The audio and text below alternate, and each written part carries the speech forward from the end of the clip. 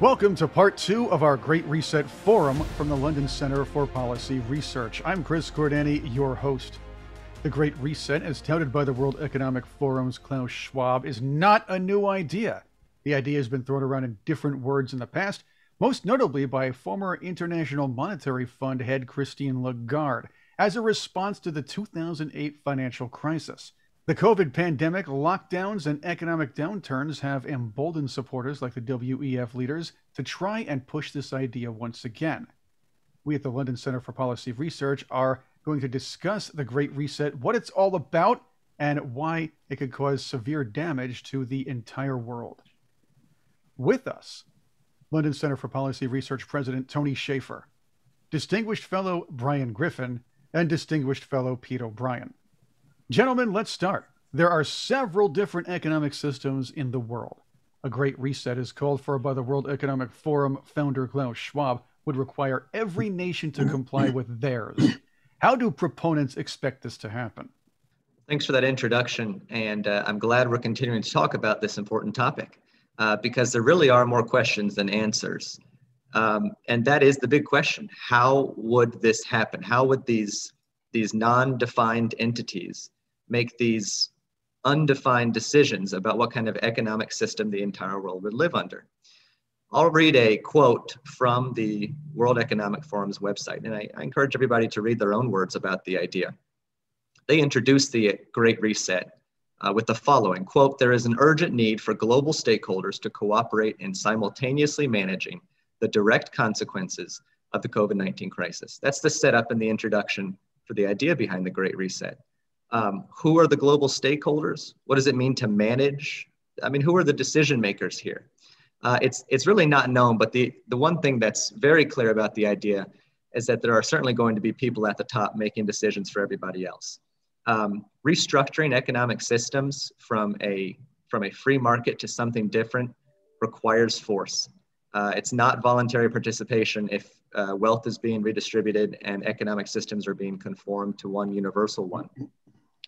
And value-added trade is something that has caused humanity to benefit and prosper for the last couple hundred years since it's really been something that's been introduced globally and enshrined in the systems of government that many citizens enjoy. So if we take value-added trade off the table, or if we substitute it with something else, then it would have to be something done by force. And I think there's probably some intentionality in the vagueness of this idea. Marx once said religion is the opioid of the people. I think he was completely wrong. The opioid of the people is this idea that centralized control and socialism is going to create a panacea. It won't. One of the notable features of all of this is not having features. One of the things I've most been troubled by is the lack of investment at the personal level in the system. That is to say that in the system, you don't own anything. You simply use things. It becomes essentially communal property.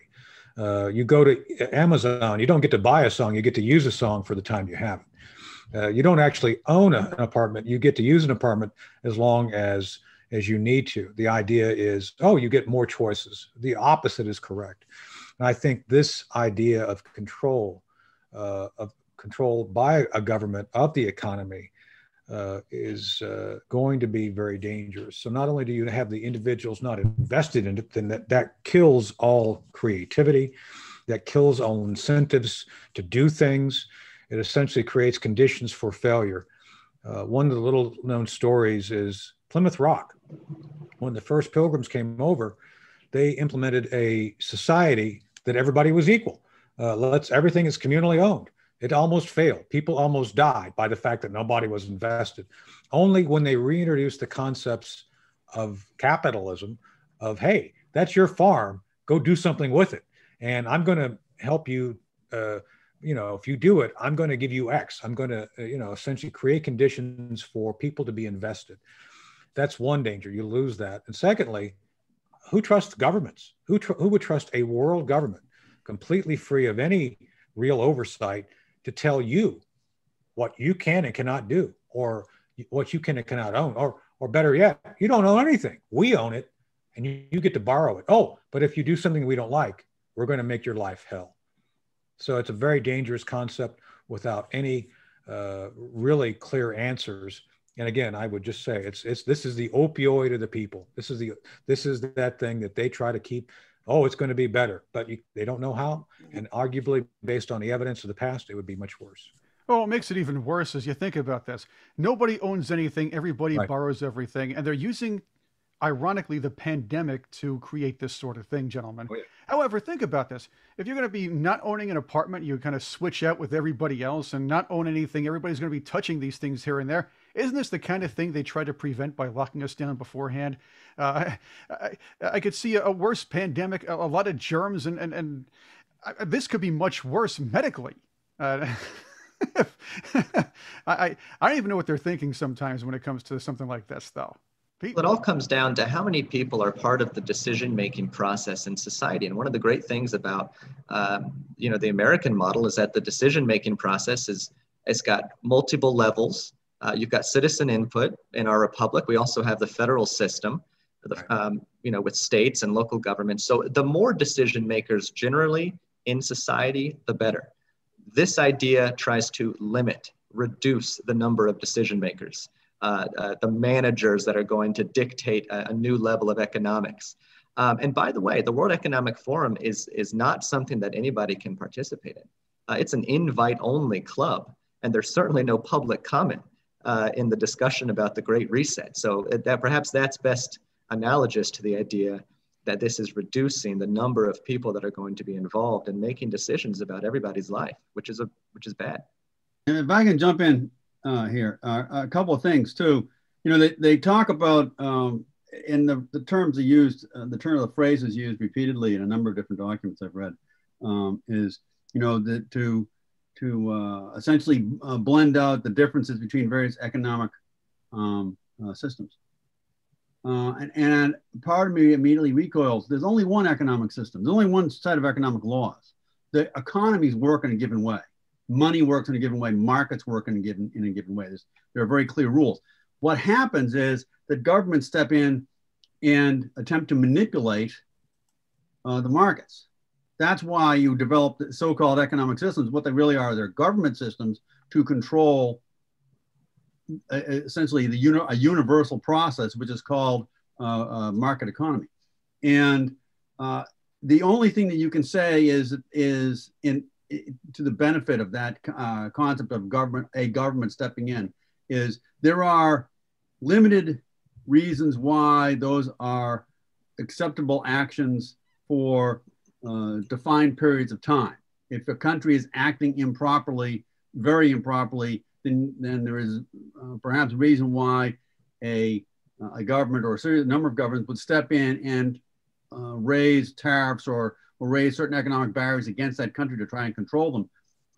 But they're not doing it for economics. They're not doing it for an economic reason. They're doing it for a political reason. And so it's important to understand that markets function the way markets do. That being said, if I set up a world bureaucracy, the world bureaucracy, in the end, just like every government, the world bureaucracy will pick winners. Yep. And when they do that, what happens is you get, roll the clock back, you get trusts and monopolies. There's a reason why we had a headbanging session 100 years ago in this country about trusts and monopolies, because government had gotten in bed with certain key individuals and they set up organizations, these very large, vertically and horizontally integrated corporations that controlled whole sectors of the economy. Well, the people don't benefit from that, but that's what you're going to get if you have a global economy. You're not going to get everybody gets free access to the market. They very specifically have said they've got to learn how to control these things. So they're going to control access to the market. Just because you have a better mousetrap, no one's going to care, because there's some trillionaire down the corner who has a mousetrap already that he's marketing. Your competition, and you have no say, you'll be taken out of the problem. So if we're going to start looking at this thing and from essentially a true economic perspective, the economics are completely not on their side. The economics of centralized control don't work. If you want a good example of centralized economics, go look at the Soviet Union. It was swell. And what they're trying to do here is say, no, we can make it better, trust us.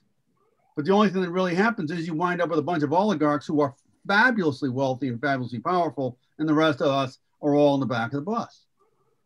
Well, these brilliant fellows over in the World Economic Forum think they have an idea to handle this. These resetters advocate for something called a cashless digital society. It's a concept seen in science fiction movies, books, and television shows. I enjoyed watching it on Buck Rogers in the 25th Century. Remember the credits and everything else, that little bat thing, the club thing, they'd stick in some kind of computer. But looking at recent world history, this could also be subject to major cybersecurity issues, right? Let's define this for what it is. The issue of cyber is at the forefront of everybody's mind. Everybody says Bitcoin is a place to be. And I'm skeptical because anything digital, I think, can be damaged or otherwise modified. The idea that you trust the internet with your money is a bit of a stretch. Plus, who controls the internet?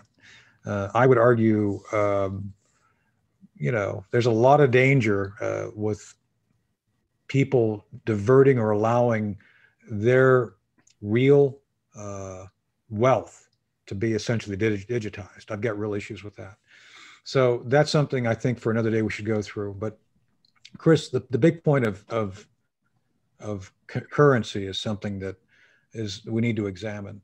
There are a lot of folks in the United States right now who are basically going to a barter system because they don't even trust our normal currency system. A lot of folks have recognized the ability to create markets, self-organizing markets to basically, hey, I have raw milk. I want a leather chair. Why don't I give you raw milk for a month and you make a chair? By the way, that cuts the government out altogether, cuts out any taxation. And this is all being done under the radar. So if you go to a global paperless, non-descriptive currency, you're going to see a lot more of this. People just won't participate, and the governments it's going to be hard for governments to detect this. So I think that's something that we need to look at as a realistic issue. And I don't believe it's practical. Look at the issue of currency and what happened with the euro. England made a very wise choice to never give up its pound, and I think they were very smart in doing that, because the euro did not create a parity for all those nations. It actually victimized the nations which have lower incomes. Greece and Portugal suffered greatly at the hands of the euro, not having their own currency, because by the euro becoming very expensive, everything became more expensive to them. So that's the same thing we have to recognize here, that this idea of one size fits all, this, again, a panacea, is just that. It's not they've never done the actual detailed and hard research to understand vulnerabilities, the likely failures of economics within the larger construct, and the idea that if it gets to the point of where people don't participate, you lose the ability to tax. And boy, everything in Europe is VAT, is value-added tax. And a lot of people like me believe the taxation should be minimal, based on simple requirements of the government, not something the governments continue to expand. And this would give that potential. So. And that's a great point, Tony, is that if you set up a World Economic Control Organization of some sort, the first thing that they will want as a real authority is the authority to tax. So you're going to have another tier of taxation. You're going to have a global tax. Everybody wants to wrap their head around that for just a second and think about how horrible that would be, apart from anything else. But the issue of a paperless currency, there's obviously the simple issue of personal freedom. You are tied to a credit card. The credit card can be tracked. If someone doesn't want you moving, all of a sudden you can't purchase gas. That kind of thing. But even before you get there, the simple economics of this, we've already seen the world's economies inflate like a gas balloon over the last 50 years as everybody has moved away from hard currencies. There are no hard currencies, no currencies that are backed by gold reserves or silver reserves or anything else on the planet today. There are none. Everybody has what is known as a fiat currency, a currency that is simply a result of orders from the state to print paper currency, to print bonds, T-notes, federal treasury notes, and cash. That works as long as it works.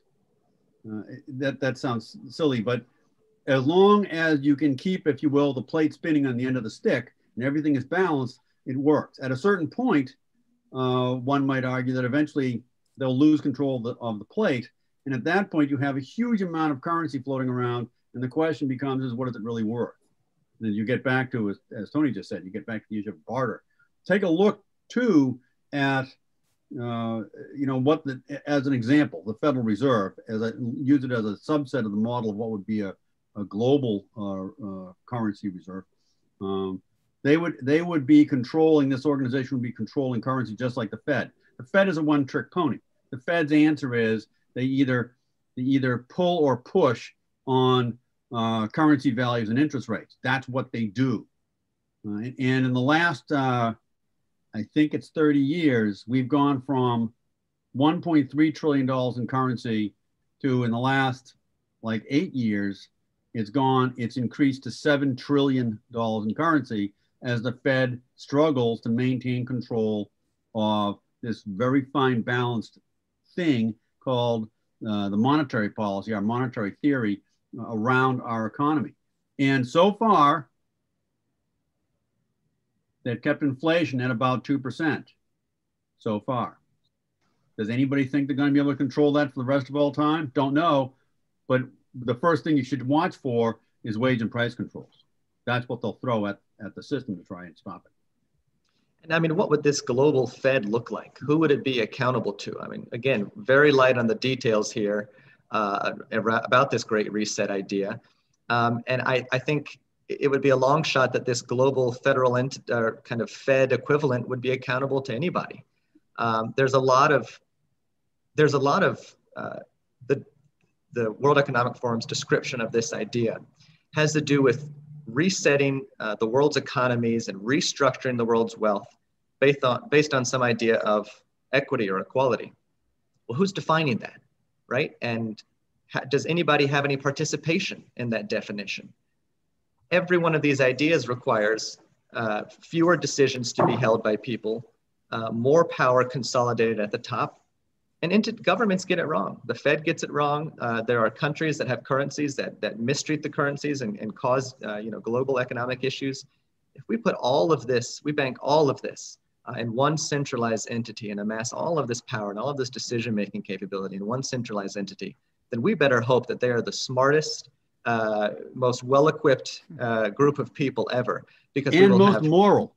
And most moral, exactly, because we will have no recourse. Again, something like the Great Reset is not going to be something that allows for voluntary opting in and opting out. It will be a forced restructuring of economic systems, and all of our recourse, all of our decision-making capabilities, our individual sovereignty will be taken. And you mentioned that we have to trust these people.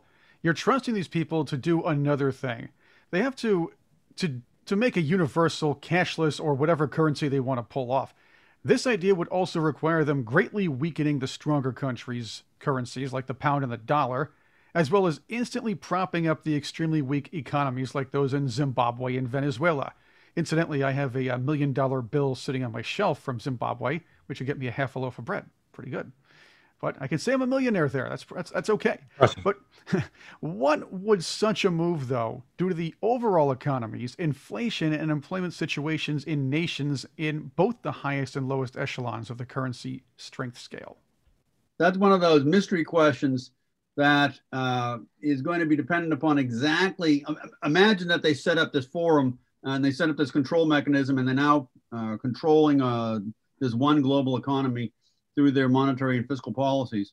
Obviously there would have to be some sort of transition. How they make that transition is going to be very painful or very, very, very painful to the different countries. Some countries are going to, there are a few small countries which will probably come out feeling pretty good because they were bankrupt before, now they're not.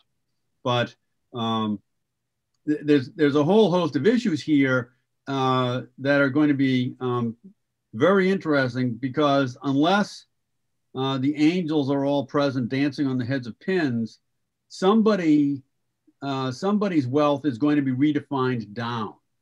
And most likely to do that, if you're really going to do that, you would have to take the stronger currencies and define them down, and the weaker currencies essentially define their economies up. So if you're very wealthy, you're going to have to step down. If you're not as wealthy, you're going to have to step up in order to provide this mysterious thing called equity. Well, that means that if you have a great deal of wealth, let's say that it's sort of old-fashioned wealth. Let's say you own a family farm. And the family farm is, you've got, I remember a friend of mine years ago in the Navy, his family owned 10,000 acres of corn and bean out in Missouri. They didn't have 2 dimes to rub together. They worked their backsides off, but they had this magnificent farm. And they make ends meet because they grow grain and they sell it. And they stay just ahead of the debt monster. An organization like that, a family like that, when all of a sudden everything is defined down, unless it's timed perfectly, everything happens at the exact same moment, and it can't. They're all of a sudden going to wind up with more debt than wealth coming in, than money coming in, as things are redefined. And they're going to, people like that would lose their farm. That's the kind of uneven snowball that you're going to get run over by as they pursue equity. You could only equalize down, right? You can only equalize by taking things away from people, because it's not a value-added system. And that's the beauty of the free market. Any trade that happens in the free market is made by voluntary participation, where both sides are gaining value from participating in the trade. Redistributing things, it's a zero-sum game. Well, I think it's one of the keys that the other side fails to explain when they go through this, the World Economic Forum and socialism in general. The idea of equality. Well, to your point, Brian, and what you said, Pete, it's the people presume, the people, the masses, I'm going to get something more. And that's not necessarily true. That means that those who have the most will technically lose stuff, and those in the middle will lose stuff, because all it does is reduce everything. It doesn't create anything.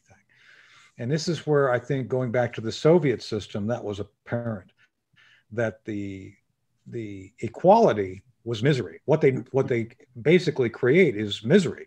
Everybody gets equally miserable. You can't find things, you can't buy things, and only those in charge, in this case, where no one knows really in charge, that's not really clear, are the ones who benefit. They're the ones, the people who control it are actually the beneficiaries. And this is, I think, what they're seeking to do. I would argue that this is an elitist view of the world, where the haves, they are the haves, will give us equal shares of whatever is left of what they don't want. And it's a very dangerous concept. And I can jump in. I'm sorry, go ahead. Yep. Go ahead. Well, I was just going to say, and it's no way equal. I mean, the free market is the great equalizer, and the last 200 years have shown us that. We've gone from living in caste systems and monarchies, where you've got, the basic, very poor serfdom versus the elite, and there's never any cross between the two parts of society, to a free market-based world where anybody can contribute. They can contribute based upon their own, desire, and that contribution is one that it doesn't require the permission or decisions of somebody else. That is the great equalizer. If a side cares about equity or equality, then it would be the side that's pushing for more decision-making power to more people, or a free and fair market. And if I can jump into that, because that issue of real equality, one of the things people don't like to talk about, but the thing you need to have when you're talking about equality, is people have to have the opportunity to fail. Yep. And if they didn't fail, if you didn't let things fail, we would still have Blockbuster video stores, right? No one would be using them, and they would be sitting there occupied by thousands and thousands and thousands of videotapes unwatched from one end of the week to the other, but they would have employees who were totally unproductive, but we would not let Blockbuster fail. Blockbuster had to fail because that was what happened. The technology came along, Blockbuster went away. If you have a centrally controlled economy, the centrally controlled economy won't let companies fail. And in fact, you'll get one of these wonderful situations you saw in the Soviet Union in writ small, was there were particular types of companies in which there was one in every Soviet Socialist Republic. It wasn't efficient. It wasn't even effective. A lot of them made junk, but they didn't want them to go out of business. So these things stayed in existence for years and years and years after there was any value in them at all. But the system insisted that they stay in place. You're going to get the exact same thing with the global economy. You're going to get the central economy saying, well, you know, Venezuela needs their own car company. No, they don't. No, they don't. Yeah. But they're going to keep them in place anyway. And so if you insist upon equity, some ill-defined equity at the outcome, and you refuse to let things fail in the process of getting there, you're going to very quickly wind up with a messed up economy. This is our Thought to Action Great Reset Roundtable Part 2. This is a full series. You're going to be seeing some more of these in the future. If you'd like to help us produce more content like this and enjoy exclusive programming that we make just for our Patreon community, join our Patreon community.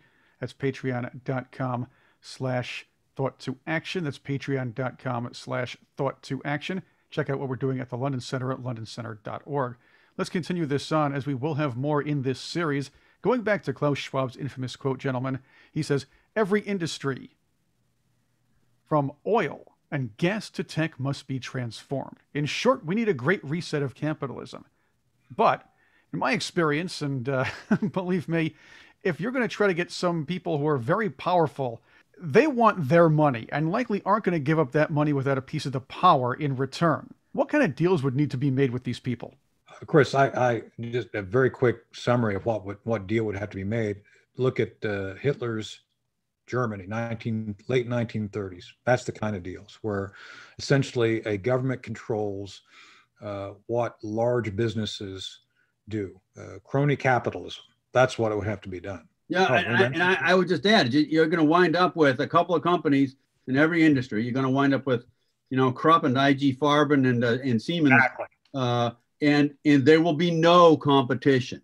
It will be, you know, Tony will have 55% of the market. I have 45% of the market. And if someone comes along with a better idea, he gets squished. Yeah. Period. I highly recommend people study that period. Not just look at the economics of that period. This is what he's talking about. Well, and the other casualty is innovation, right? Because if there's no competition, then why would there be any incentive to do anything better or create a better product? And one of the reasons that we've got a lot of the technology and medicine and advances that we enjoy today is thanks to the free market system of people being able to be rewarded for doing things better than others. That's why I think America was able to produce so many COVID vaccines so quickly, because there was a competition to be first and to do it right. That's just one example of thousands of things that everybody takes for granted that will be a casualty of a forced top-down economic system. The laptop computer. There was no call for a laptop computer in 1970. Sure. Mobile phone. You name it. Mobile phone with cameras. Yeah. Or even Zoom, for that matter. Working from home.